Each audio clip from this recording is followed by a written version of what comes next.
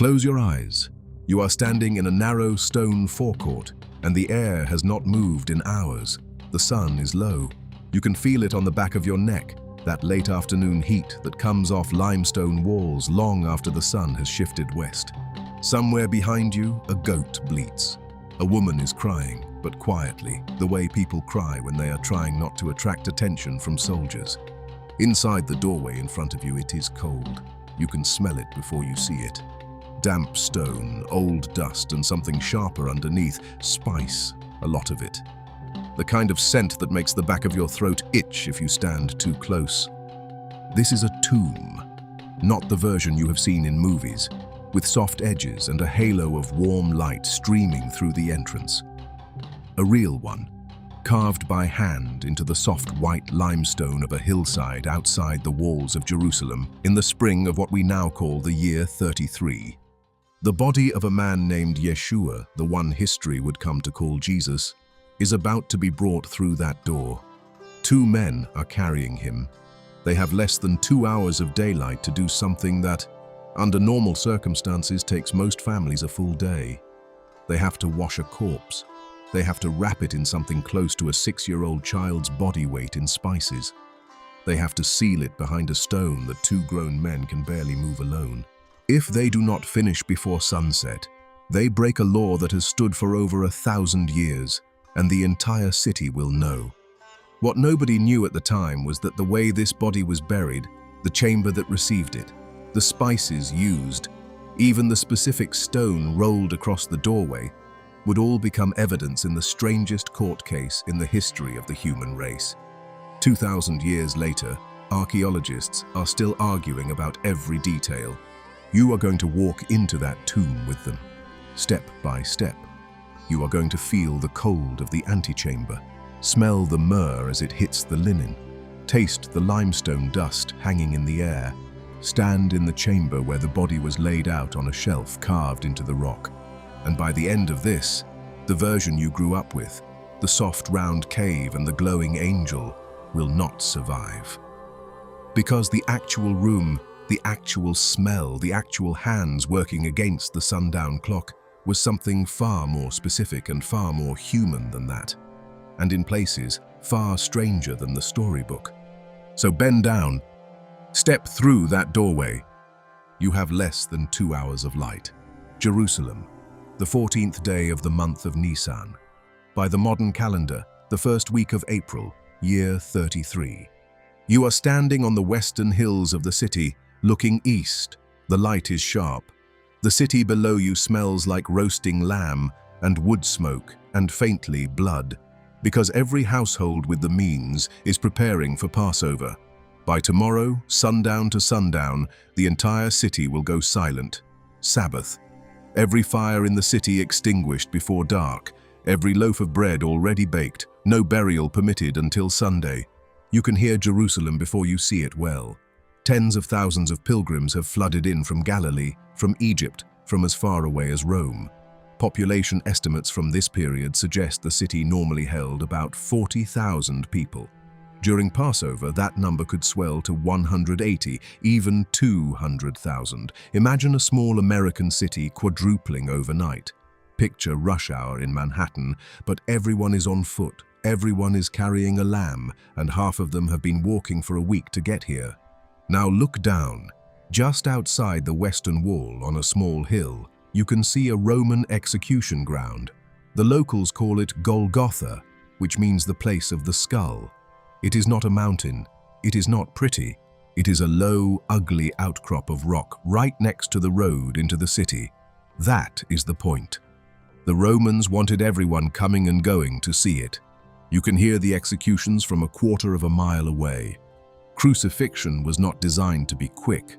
The Romans had perfected it over 3 centuries. A young, healthy man could last on a cross for 2 or 3 days. Some lasted longer. The point of the entire spectacle was visibility, terror, and the slow grinding away of dignity. But on this particular Friday, around 3 in the afternoon, something unusual happens. The man on the center cross dies fast. Maybe 6 hours, maybe less. That creates a problem. In Roman custom, the body of an executed criminal stayed on the cross for days. It rotted in public. Eventually, soldiers would dump it in a common grave, or in some cases, leave it for scavengers. That was the message. That was the entire point of the punishment. But Jewish law, specifically the book of Deuteronomy, says something very different. Deuteronomy chapter 21, verse 23. A body hung on a tree must be taken down before sunset, or the land becomes ritually defiled. Normally, the Romans did not care about Jewish religious sensibilities. So why does that change today?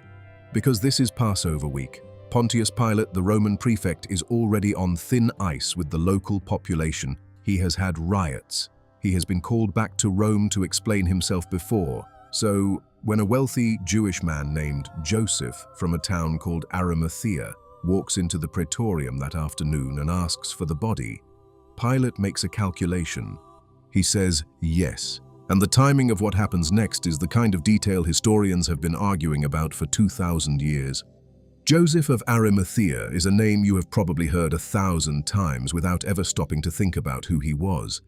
The Gospels describe him as wealthy, and in this context, that word does not mean comfortable. It means owning land, owning servants, owning influence. He was a member of the Sanhedrin, the 71-member council that ran most of Jewish religious life. To get the kind of audience with Pilate that Joseph got on a Friday afternoon during Passover, you had to be someone Pilate already knew. You had to matter. There is one detail in this part of the story that almost no Sunday school illustration captures correctly. Joseph was not preparing this tomb for Jesus. He was preparing it for himself. He is about to give away his own grave. Feel the limestone under your hand. Cool, slightly chalky. It leaves a fine white residue on your fingertips when you brush it. This is the rock that built ancient Jerusalem, and it is the reason the tombs of the city look the way they do. Limestone is soft. A skilled stonecutter, working with iron chisels and an iron mallet, could carve a man-sized space out of a hillside in roughly 6 to 8 weeks. But Joseph of Arimathea did not own a man-sized space. He owned an architectural project with 3 to 6 chambers, custom-cut benches, and a precisely engineered entrance. By modern estimates, building a wealthy-class tomb in 1st century Judea would have taken a crew of 3 or 4 stonecutters between 6 months and a full year, working 12 hours a day in summer light. Translate that into modern money. A skilled craftsman in Roman Judea earned about 1 denarius per day, roughly equivalent to what an unskilled American worker might make in a long shift today. So 6 men working for a year, plus tools, plus the cost of the land itself, plus the spices, the shrouds, the funerary furniture. You are looking at the modern equivalent of somewhere between $250,000 and $400,000. A tomb like Joseph's was not a grave. It was a house for the dead. And only about 2% of the population of 1st century Judea could afford one. The vast majority of people who died in Jerusalem in this period were buried very differently. If you were poor, your family laid you in the ground, wrapped in a single shroud, sometimes in a shared trench grave outside the city walls. If you were a Roman criminal with no family to claim you, your body went into a pit. The standard image of biblical times being all robe-clad scribes and grand tombs was, frankly, made up by Renaissance painters who had never been within 2,000 miles of Jerusalem. So what did Joseph's tomb actually look like? The answer matters more than you would think, because the chamber type is itself a piece of evidence. There are 2 main designs you need to understand. The first is called a kokim tomb. The word comes from the Hebrew kok, meaning a niche or shaft. Picture this. You walk into a small central chamber. The walls around you are pierced with horizontal shafts, each one about 2 feet wide, 2 feet tall, and 6 feet deep. Like an ancient filing cabinet. A body, fully wrapped, was slid into one of these shafts feet first. After about a year, when the flesh had decomposed, the bones were collected and placed in a small stone box called an ossuary. The shaft was then reused.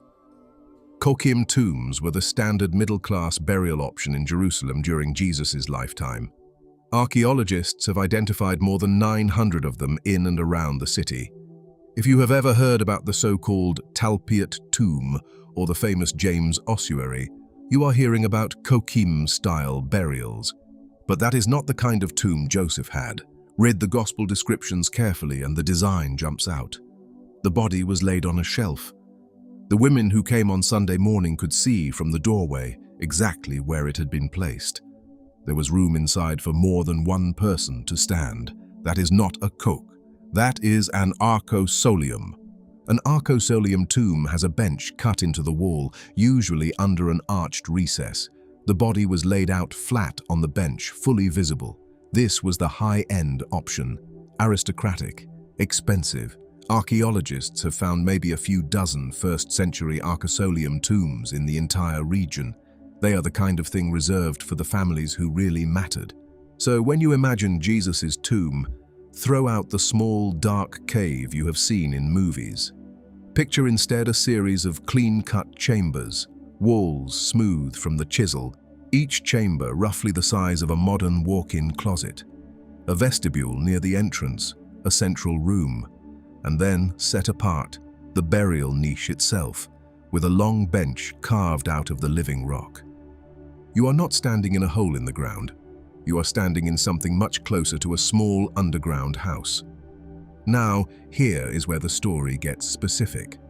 Because in less than 90 minutes from where you are right now, two men are going to walk through that vestibule carrying a body that was never supposed to be in this tomb at all. Step forward. You are at the entrance. The first thing you notice is the doorway itself. It is small, deliberately, almost ridiculously small. Most tomb entrances from this period measure between 3 and 4 feet tall. You do not walk in, you stoop. Adults have to bend almost double, sometimes drop to their knees. There is a reason for this.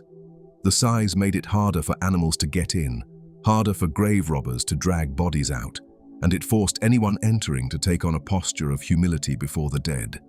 Bend down, step through. Your eyes need a moment to adjust. The first chamber is cool and dim. The temperature is about 15 degrees Fahrenheit colder than outside, which on a spring afternoon in Jerusalem means it feels almost refreshing. The cold is doing two jobs at once. It slows decomposition, which buys the family time, and it preserves the spices, which are about to do most of the heavy lifting against the smell. Run your fingers along the wall. The chisel marks are still there, diagonal grooves running across the stone like rough corduroy. A modern archaeologist can date a first-century tomb just by looking at the angle of these strokes.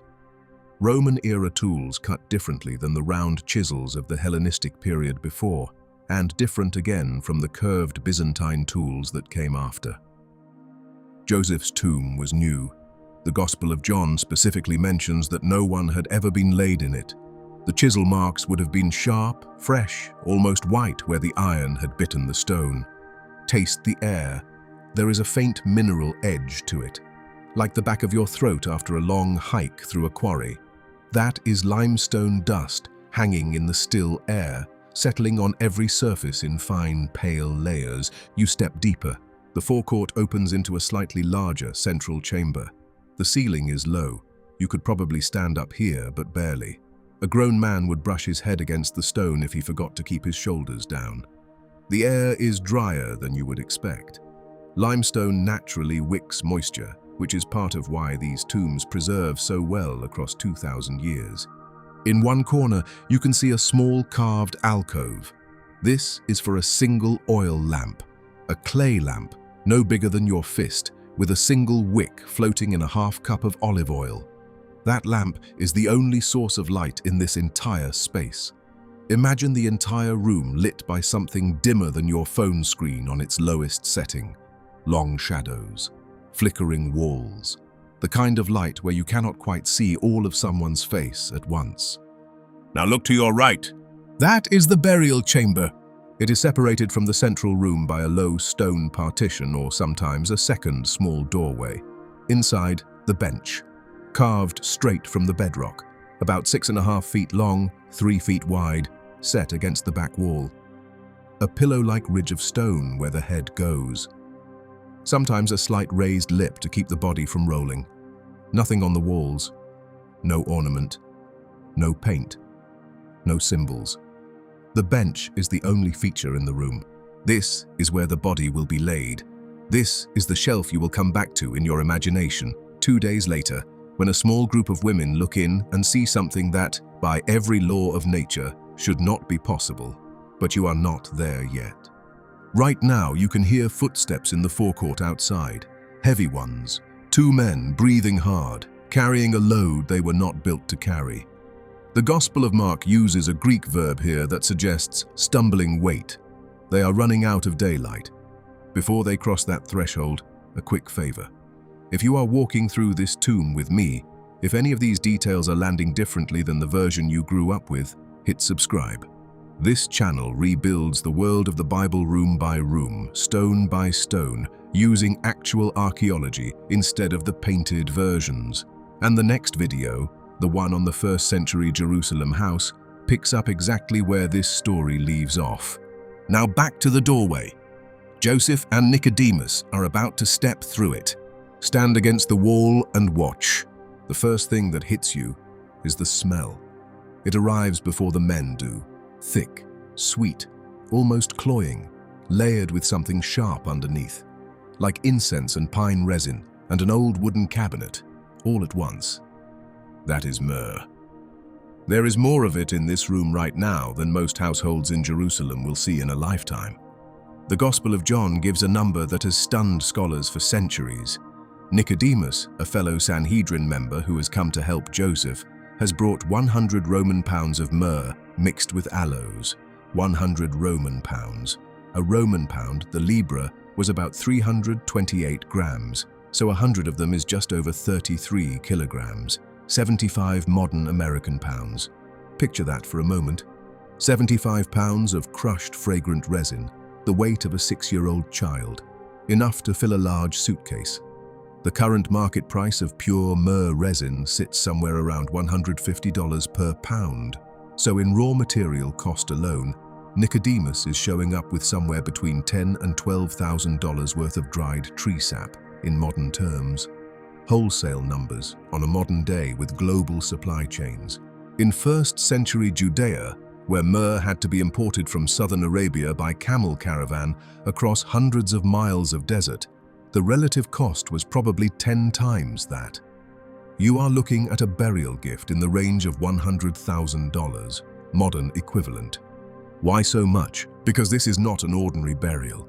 The amount of spice here is the kind of quantity normally reserved for kings.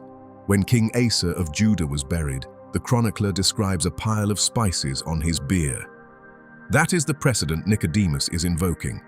He is treating this body, the body of a man the Romans just publicly executed as a criminal, as if it were the body of a monarch. Which tells you something about what these 2 men actually believed. Watch them work. They lay the body down on the floor of the central chamber, not the bench yet. The first step is washing. They have brought clay jars of water drawn from the spring of Gihon earlier in the day. They use rough linen cloths and they work fast. There is no soap as you would recognize it. The water is cold. The body by this point is also cold, which sounds obvious but actually matters because rigor mortis sets in within a few hours of death and starts to release between 8 and 12 hours after. They have to work around stiffened limbs. You can hear the water pouring, small splashes against the stone floor. You can hear the cloth dragged across skin. You can hear the older of the 2 men, Joseph, breathing through his mouth because the smell of blood is still there, even underneath the spices. Watch his hands. He is making decisions he does not have time to talk about. Every shortcut he takes now is a violation of the proper rite. Every shortcut he skips is a minute he does not have. The trumpet that signals 1 hour to sundown has already sounded somewhere in the city. Now the spices. This is the part where movies get it spectacularly wrong. The body is not embalmed. There is no internal preparation, no removal of organs. Egyptian embalming was a different tradition in a different country, 2,000 miles south. Jewish burial in this period was about wrapping, not preserving. The myrrh and aloes are crushed into a fine powder. You can smell it now, drifting up like dust as they work. If you stood close enough, you would taste it on your lips, slightly bitter. slightly resinous, like sucking on a cedar twig. Joseph and Nicodemus pour handfuls of it onto strips of linen, then begin wrapping. Wrist, then forearm, then shoulder, ankle, then calf, then thigh. Each strip is about 6 inches wide. Each strip gets a generous layer of the resin pressed into it before it goes onto the body. The resin will harden. Over the next 24 hours, the linen and the spice will fuse into a kind of stiff, fragrant shell. This is what the Gospels mean when they describe Jesus's burial cloths in the plural. There was not one single big sheet, the way the Shroud of Turin imagery you have grown up with would suggest.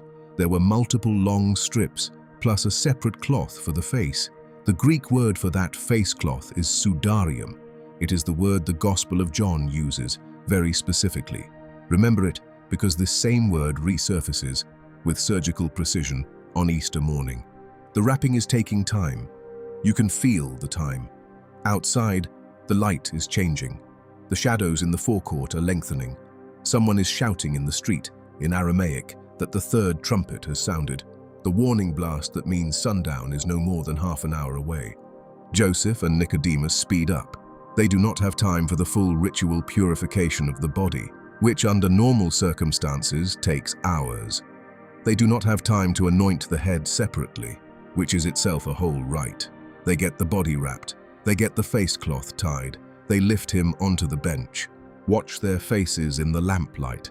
There is no triumph here, no religious certainty, just 2 exhausted men who were colleagues yesterday, observers 2 days ago, and grave tenders right now, working in a chamber that, until this afternoon, was supposed to hold one of them. With the sun already touching the rooftops outside, they back out of the chamber.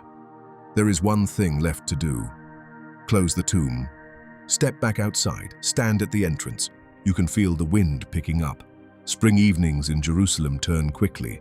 The temperature drops 15–20 degrees Fahrenheit between sunset and full dark. The smell of wood smoke is back, stronger now, because every household in the city is rushing to finish the last cooking before Sabbath begins. Look at the doorway. To the left of it, a deep groove has been carved into the rock. It runs in a long channel slightly downhill toward the entrance. Sitting at the far end of that channel is a stone. A round, disc-shaped stone, about 4 feet across, 6 inches thick, weighing somewhere between 1 and 2 tons, 2,000 pounds, the weight of a small modern car. The rolling stone is not the part of the story you think it is. In the entire region of 1st century Judea, archaeologists have identified maybe 4 confirmed disc-shaped rolling stones from this exact period. 4, out of more than 900 tombs surveyed. The vast majority of tomb closures from this era were what archaeologists call cork stones, a roughly square or rectangular block plugged into the entrance like the cork in a bottle. Easier to carve, easier to install, easier to move, ironically, because it did not require a precision-engineered channel. But Joseph's tomb has a rolling stone, which is one more piece of evidence that this was an elite, custom-built burial place owned by someone with serious resources. Watch how it works. The channel slopes ever so slightly toward the entrance, maybe 5 degrees. 2 men, leaning against the stone with their full body weight, can roll it down the slope until it seats itself snugly against the doorway. The downhill grade does most of the work going in. It also makes the stone almost impossible to roll back without leverage. To open the tomb again from the outside, you would need at least 4 strong men, ropes, and a wedge to start the stone moving uphill against the channel. Joseph and Nicodemus push. You can hear it. A low, grinding rumble. Stone on stone. The kind of sound that vibrates up through your feet and into your jaw. It takes them maybe a full minute to roll it the last 6 feet into place. When the stone seats itself against the doorway, there is a final, dull thud, and then silence. The sun is gone. Sabbath has begun. Now picture the next 36 hours. Inside the tomb, total darkness. No oil lamp burning. Lighting fire on the Sabbath was forbidden, even for the dead. The temperature is steady, around 55 degrees Fahrenheit, 14 Celsius year-round. There is a faint air movement through tiny gaps in the stone seal, but not enough to disturb the spices. The body lies on the bench. The linen wrappings are stiffening as the resin hardens. Outside, Jerusalem goes silent in a way you cannot really imagine if you have grown up in a modern city. Not just quiet, functionally shut down. No carts moving through the streets, no street vendors calling out, no fires lit on the rooftops, no music coming from any open window. The Romans for once hold back because they have learned that disturbing a Jewish Sabbath in Jerusalem is the fastest way to start a riot. There is one more detail to handle, and this is the part that gets left out of almost every retelling. According to the Gospel of Matthew, on Saturday morning, a Roman delegation arrives at the tomb. Pilate has authorized a guard. The Greek word used is custodia, which most scholars take to mean a small detachment of Roman auxiliary soldiers, anywhere from 4 to 16 men. They post themselves at the entrance and they apply a Roman seal. The seal would have been a simple thing. A length of cord stretched across the stone, anchored at both ends with wax or clay. Pressed into that wax, the official imprint of the prefect. To break the seal was to commit a federal Roman crime, punishable by death. Which is to say, by the time Saturday afternoon rolls around, this is no longer just a tomb. It is a Roman crime scene under active military guard. Joseph and Nicodemus are not there to see this. By the time the guards arrive, both men are home, cleansing themselves ritually, beginning their Sabbath observance. They do not know about the seal. They do not know about the guards. As far as they know, the tomb is just a tomb. The body inside is just a body. Saturday passes. The sun rises and sets. The sun rises again. It is now Sunday morning, the first day of the week, and a small group of women is walking up the hill toward the tomb. Watch what they are carrying. It tells you exactly what they expected to find. Open your eyes. The sky is starting to lighten, but the sun is not up yet. It is the hour photographers call blue hour. Cool, soft, no harsh shadows. The temperature is in the low 40s Fahrenheit. You can see your breath. 3 women are walking in front of you. Mary, the mother of James, Salome, and the woman the Gospels call Mary Magdalene, the most consistently named witness across all 4 accounts. Each of them is carrying a small clay jar of additional spices. Their plan is to finish the burial properly, to do the work that Friday's race against sundown did not allow. That detail tells you something important. They are not expecting a resurrection. They are not expecting an empty tomb. They are expecting a stiffened, wrapped body. 2 days into decomposition, behind a sealed stone, they cannot move. They are bringing more myrrh and more aloes, because in their minds, this is a bookkeeping trip. Closure. The ritual that did not get finished on Friday. You can hear them talking quietly as they walk, Aramaic mostly. They are discussing a problem. Who is going to roll the stone away? They know how big it is. They were there on Friday. They watched from a distance as Joseph and Nicodemus pushed it into place. They know that 3 women, even strong women who have walked 4 miles uphill in the cold, cannot move a 2,000-pound stone uphill out of its channel. They are walking toward the tomb without a real plan. They are hoping someone will be there. A gardener, maybe. The Roman guards, if they can be persuaded. The path bends around the side of the hill. Then they see it. The stone is not where they left it. It has been rolled, not cracked open slightly or shifted a few inches. Rolled completely back, up the channel, and laid against the side of the entrance. The doorway is open. The Gospel of Mark says they were terrified. Mark uses a Greek word, ekstasis, which does not translate cleanly. It means something like ecstatic shock, the kind of fear that freezes you and lifts you at the same time. Mary Magdalene is the first to step forward. The other 2 hang back. Mary stoops, the way you stoop, the way anyone has to stoop to enter one of these doorways, and she looks inside. The bench is empty. The linen strips are still there. The Gospel of John specifies they were folded, with the face cloth, the sudarium, set apart by itself. They were not torn or scattered across the floor. They were folded, in the way someone, taking off bandages, would fold them and set them aside. That word, sudarium, the same word from Friday afternoon. The Gospel writer is telling you very deliberately that the cloths were not stolen, not ripped off, not disturbed. They were placed. Whatever happened in that chamber overnight, the linen wrappings stayed folded. What happens next, depending on which Gospel you read, involves angels, or a young man in white, or Jesus himself appearing in the garden. The four accounts diverge in their details. They converge on the same impossible claim. The body that was placed on that bench is no longer there. Now, this is the moment where you, as a viewer, get to make up your own mind. This is not a video about whether the resurrection happened. That is a question for your own conscience, your own history, your own faith or lack of it. What this video is about is what was actually there, physically, in Joseph of Arimathea's tomb in the spring of the year 33. But there is one detail in the next 30 seconds that breaks the entire neat version of this story. The earliest Christians did not invent the empty tomb tradition conveniently. They made it the centerpiece of a movement built on the testimony of women. In first-century Judea, a woman's testimony was not legally admissible in court.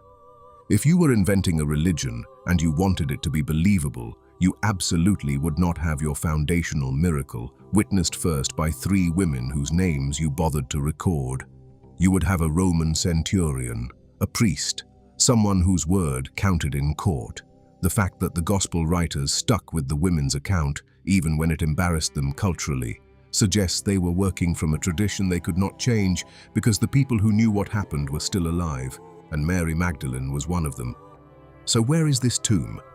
There are 2 main candidates today. The Church of the Holy Sepulchre, in the Christian quarter of the Old City, sits over the site that early Christian tradition identified as Golgotha and the burial site, going back to at least the 2nd century. Excavations there have confirmed it was a quarry and tomb area in the 1st century. It would have been just outside the city wall as it stood in the year 33, which matches the Gospel description perfectly. The other candidate, the so-called Garden Tomb just north of the Damascus Gate, was identified in the 19th century by a British general who thought it looked more atmospheric. The Garden Tomb is almost certainly an Iron Age tomb from at least 600 years before Jesus, which means whoever was buried there was buried 6 centuries earlier by people who had nothing to do with this story. Modern archaeology almost unanimously points to the Holy Sepulchre. Walk into that church today, and the geometry of the original tomb is mostly gone. It was destroyed in the year 1009 by the Fatimid Caliph al-Hakim, then partially rebuilt by the Crusaders, then renovated again and again and again. What remains of the actual rock chamber is fragmentary, but the bench, the same kind of bench you have been picturing this entire time, is still there, encased in marble for protection. You can stand inside, more or less, the same chamber Joseph carved for himself, and that briefly held a body which, according to the people who knew him best, did not stay. In 2016, a team from the National Technical University of Athens was given permission to lift the marble slab covering the bench for the first time in nearly 5 centuries. Underneath, they found the original limestone surface, chisel marks, 1st century cut. The bench itself, preserved beneath layer after layer of marble cladding added by Crusaders and Byzantines and Ottomans. The shelf was real. The shelf is still there. So here is what you should walk away with. The way Jesus of Nazareth was buried tells you almost as much about him as the way he died. He was given a king's burial by a wealthy Sanhedrin member in an archaeological tomb that maybe 2% of the population could afford. He was anointed with the kind of spice quantity normally reserved for monarchs by a man who had everything to lose by being seen anywhere near him. He was wrapped, sealed, and abandoned to the cold dark of a hand-cut chamber in the limestone bedrock of Jerusalem. 2 mornings later, the bench was empty. Go back to where this video started, that narrow stone forecourt, the cold breath of damp stone and old dust. The doorway too small to walk through standing up. The smell of myrrh hitting the back of your throat. That place still exists. Pieces of it survive, encased in marble inside the Holy Sepulchre, layered under 1900 years of devotion and destruction and rebuilding. Pilgrims kneel there every day. Most of them do not know that the bench they are touching through the marble is the same shelf where the body was actually laid. The same chisel marks Joseph paid for. The same limestone you ran your fingers along at the start of this video. Whatever you make of what happened that Sunday morning, the physical, archaeological, historically reconstructed version of the story is a lot stranger, a lot more specific, and a lot more human than anything the paintings have been telling you for centuries. If you want to keep walking through the world Jesus actually lived in, the Jerusalem he knew, the houses, the streets, the food, the rooms where the Last Supper might really have happened, the next video on this channel is the one you want. We rebuilt a first-century Jerusalem home, room by room, using the same archaeological evidence we used today. You can stand in the doorway and watch the family eat. You can smell the bread coming off the clay oven. Subscribe so you do not miss it. That is the tomb, that is the truth, as close as the stones can tell it.